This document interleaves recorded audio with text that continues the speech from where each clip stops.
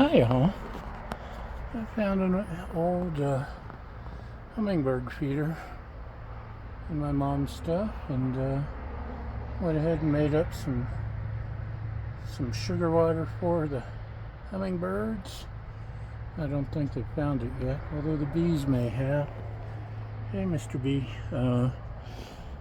But it also apparently leaks sugar water, and which attracts ants.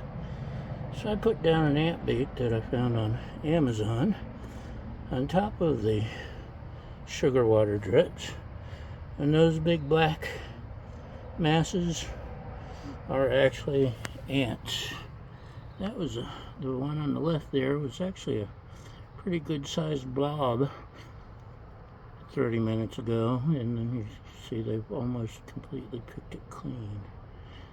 It was a couple inches long, and I carry this bait back to their home and feed it to the queen, and pretty soon no more ants. What brand is it, you ask? I don't know. Okay, I went and looked it up, or found the tube.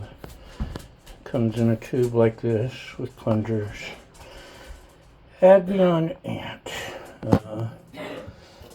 Excuse the coughing pug. She's not doing well with this heat. And doxycarb, 0.5%.